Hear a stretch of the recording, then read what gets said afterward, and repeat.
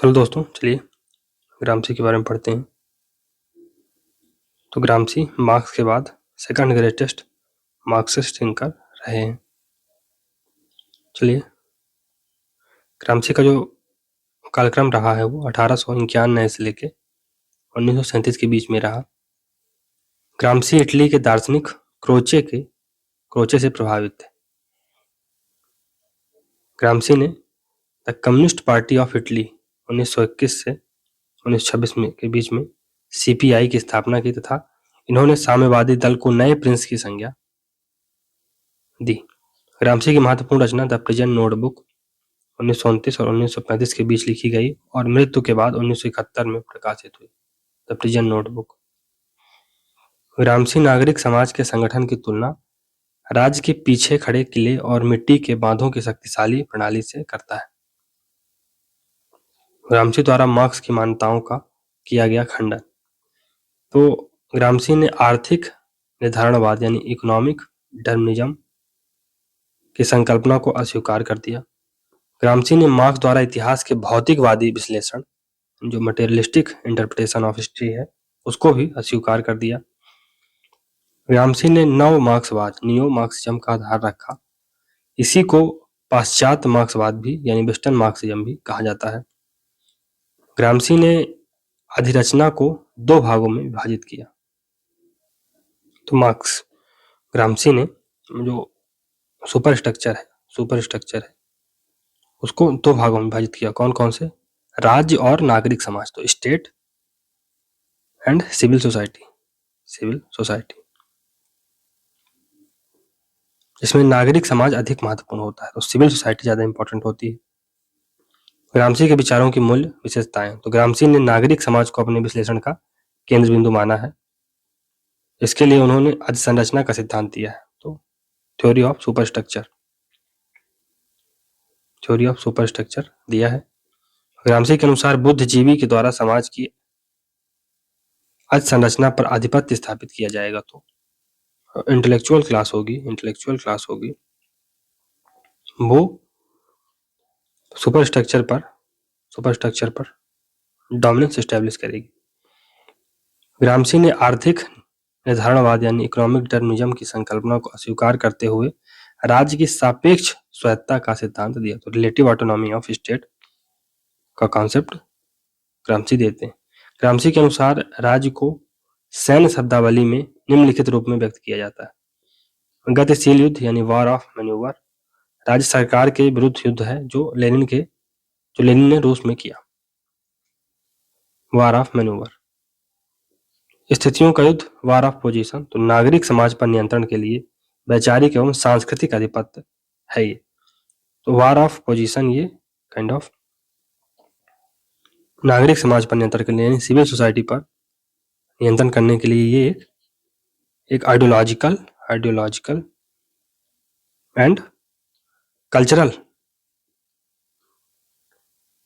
वार है, जिस पर आइडियोलॉजिकल और कल्चरल डोमिनेंस एस्टेब्लिश किया जाएगा।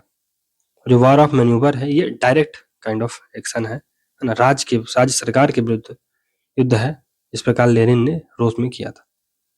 आधिपत्य की संरचना, तो आधिपत्य की संकल्पना यानी हेजीमनी का कॉन्सेप्ट क्या है? तो आधिपत्य का अर्थ सामान्यतया नकारात्मक रूप में लिया जाता है, जिसे प्रभुत्व का पर्याय माना जाता है, परंतु ग्रामसी ने आधिपत्य यानी हेजीमनी शब्द का प्रयोग विभिन्न रूप में किया। ग्रामसी के अनुसार आधिपत्य का आशय सहमति है यानी कंसेंट है। ग्रामसी के अनुसार आधिपत्य का आशय नेतृत्व है यानी लीडरशिप है। ग्रामसी के अनुसार यह नेतृत्व मूलतः वैचारिक है यानी आइडियोलॉजिकल नेतृत्व है। नेतृत्व बौद्धिक वर्ग के द्वारा किया जाएगा यानी इंटेलेक्चुअल क्लास नेतृत्व करेगी। और ग्रामसी के अनुसार पश्चिम यूरोपीय पूंजीवादी देशों में पूंजीवादी व्यवस्था बने रहने का मूल कारण पूंजीवादी विचारधारा द्वारा नागरिक समाज पर आधिपत्य स्थापित है। तो कैपिटलिस्ट आइडियोलॉजी उसने सिविल सोसाइटी पर अपना नियंत्रण एस्टैब्लिश कर लिया है। किसके माध्यम से?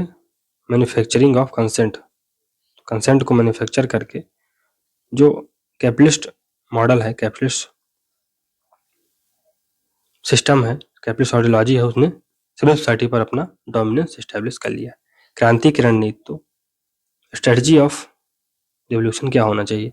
ग्रामसी ने अक्टूबर 1917 की रूस की क्रांति की प्रशंसा की, परंतु उसने यह भी कहा कि क्रांति का रूसी मॉडल पूंजीवादी देशों में लागू नहीं हो सकता, क्योंकि रूस एक समतावादी और पिछड़ा समाज था, जबकि पश्चिमी पूंजीवादी देशों में नागरिक समाज यानी सिविल सोसाइटी ज्यादा प्रभावशाली है और समाज तथा राज्य के मध्य का अंतर बहुत स्पष्ट है। ग्रामसी ने रूसी क्रांति को गतिशील युद्ध की उपमा दी, जबकि उसके अनुसार पूंजीवादी देशों में स्थितियों के युद्ध की आवश्यकता है, यानी वार ऑफ पोजीशन की आवश्यकता। तो ग्रामसी क्या कहते हैं, ग्रामसी कहते हैं कि स्टेट दो प्रकार के होते हैं। एक ओपेक स्टेट होते हैं और एक ट्रांसपेरेंट स्टेट होते हैं। ट्रांसपेरेंट स्टेट जो रसिया था जार के अंडर, वो एक ट्रांसपेरेंट स्टेट का उदाहरण था, जहां पर स्टेट कोवर्जन करते हुए, स्टेट एक्सप्लॉयटेशन करते हुए दिखाई दे रहा था। लेकिन opaque state, for example Britain में, फ्रांस में ओपेक स्टेट था उस समय।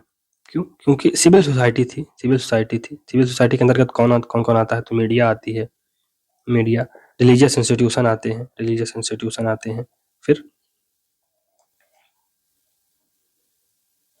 स्कूल्स, चर्च, ये सब कहाँ आते हैं, सिविल सोसाइटी के अंतर्गत। तो ये लोगों को लोगों के मन में कंसेंट को मैन्युफैक्चर करते हैं और पावर ऑफ अट्रैक्शन को डेवलप करते हैं, जिससे लोग अपने एक्सप्लॉयटेशन में ही आनंद लेते हैं। तो hegemony is kind of authority in which people feel happiness in their own exploitation. राज्य की सापेक्ष स्वायत्ता का सिद्धांत, relative autonomy theory of state. तो राज्य अर्थव्यवस्था को प्रभावित करता है तथा अर्थव्यवस्था राज्य को प्रभावित करती है। राज्य की सापेक्ष स्वायत्ता का सिद्धांत ग्रामसी के विचारों की देन है। ग्रामसी के अनुसार राज्य अर्थव्यवस्था में तुलनात्मक रूप से स्वायत्त है, जबकि मार्क्स का मानना था कि राज्य पूंजीपतियों की कार्यकारिणी है। अतः ग्रामसी के अनुसार राज्य को समझने के लिए केवल आर्थिक कारकों को ही समझना पर्याप्त नहीं है। अतः इस सिद्धांत के माध्यम से ग्रामसी ने आर्थिक निर्धारणवाद यानी इकोनॉमिक डिटर्मिनिज्म की संकल्पना को अस्वीकार कर दिया। समकालिक मार्क्सवादी सिद्धांतकार जो राज्य की सापेक्ष स्वायत्ता में विश्वास करते हैं, निकोस पोलांजा है। निकोस पोलांजा की रचना क्या है, political power and social classes, ये 1868 में आती है। और एक और बुक है उनकी, स्टेट पावर एंड सोशलिज्म 1978 में आती है ये बुक। राल्फ मिलीबैंड की रचना स्टेट इन द कैपिटलिस्ट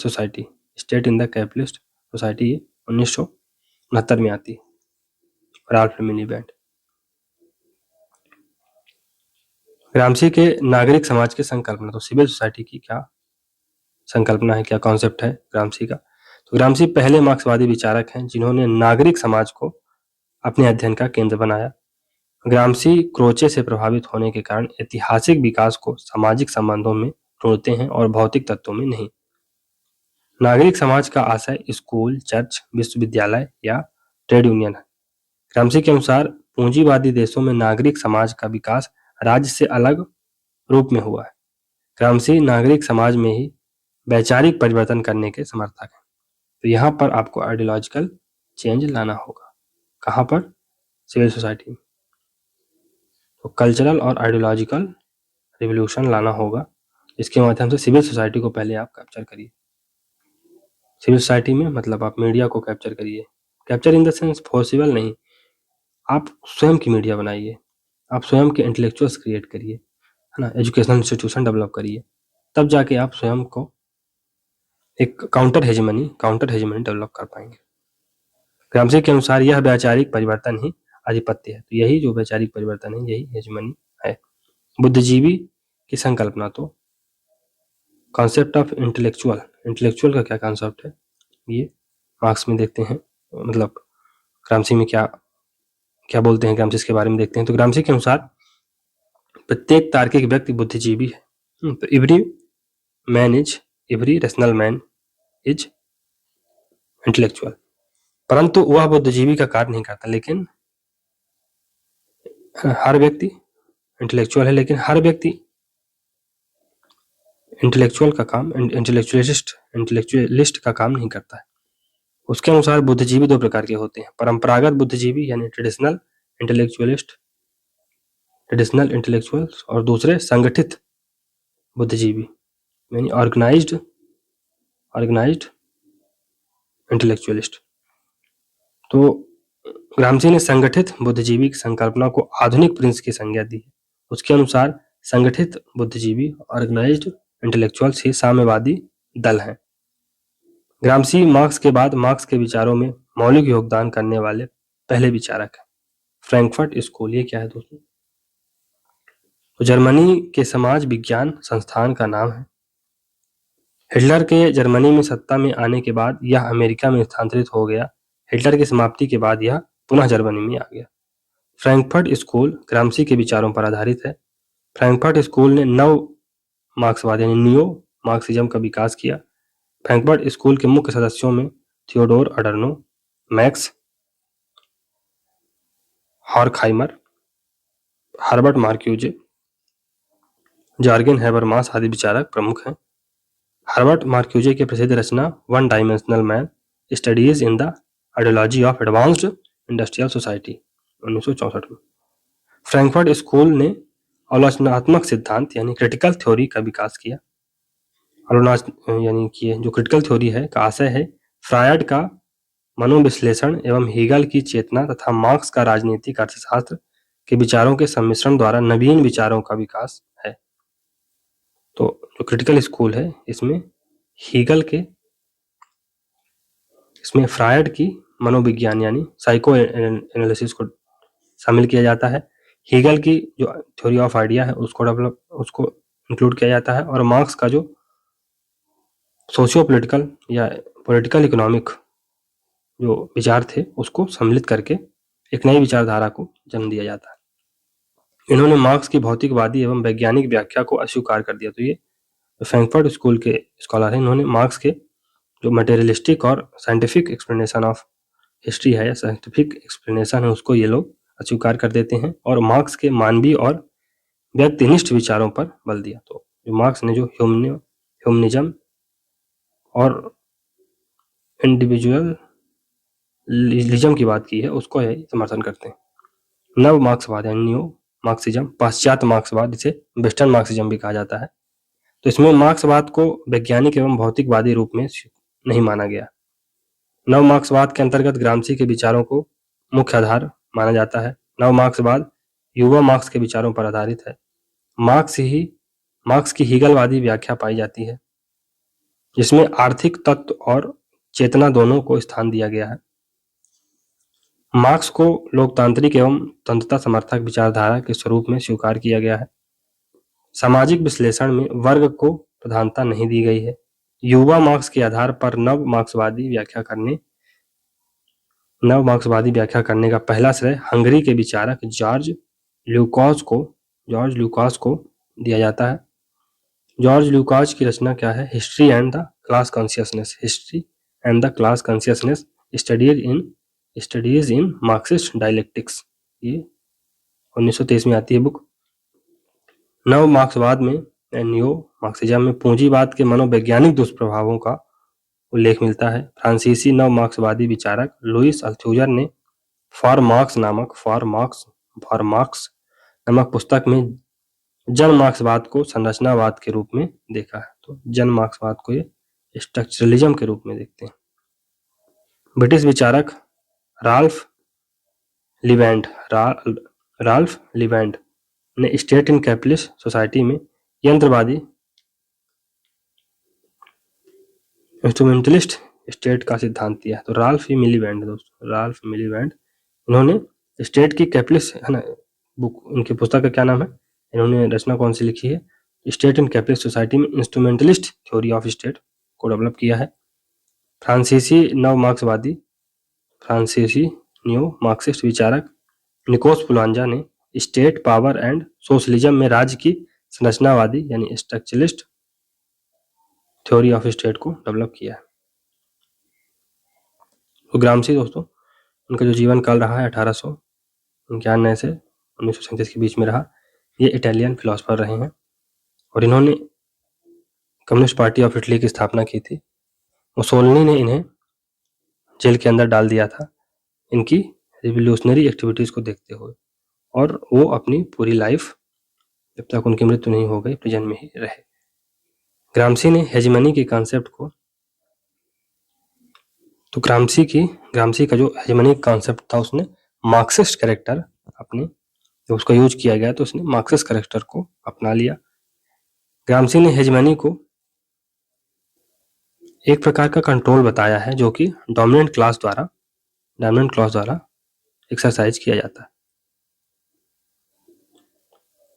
ग्रामसी ने साइंटिफिक डिटर्मिनिज्म या इकोनॉमिक डिटर्मिनिज्म को रिजेक्ट कर दिया और उन्होंने पॉलिटिकल और इंटेलेक्चुअल स्ट्रगल, जिसे काउंटर हेजेमनी कहते हैं, को एडवोकेट किया, का समर्थन किया। ग्रामसी का मानना था कि काउंटर हेजेमनी को एस्टेब्लिश करने के लिए 2 लेवल की स्ट्रेटजी की जरूरत है। वार ऑफ पोजीशन, तो वार ऑफ पोजीशन के लिए जरूरी है कि हमें ऑर्गेनिक इंटेलेक्चुअल्स की जरूरत पड़ेगी। ऑर्गेनिक इंटेलेक्चुअल्स कौन होंगे? वो सबाल्टर्न सेक्शन से बिलोंग करने वाले इंटेलेक्चुअल्स होंगे। ऐसे इंटेलेक्चुअल्स 2 डिप्राइव्ड सेक्शन से बिलोंग करेंगे, जो एक्सप्लॉइटेड सेक्शन से बिलोंग करेंगे, और उनका उद्देश्य क्या होगा? सिविल सोसाइटी पर किसी भी तरह से कंट्रोल स्टैब्लिश कर लेना।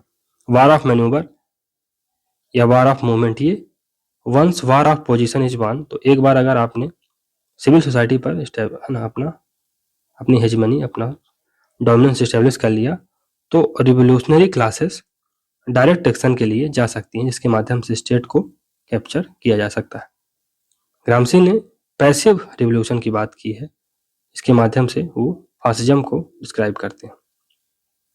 ग्रामसी के मेन वर्क कौन कौन से हैं? तो a great and terrible word, the pre prison letters 1926 में, a great and terrible word, the pre prison letters. Prison notebooks, ये 1948 में आती है प्रिजन नोटबुक। और ग्रामसी की एक और महत्वपूर्ण रचना है मॉडर्न प्रिंस, 1949 में आती है मॉडर्न प्रिंस।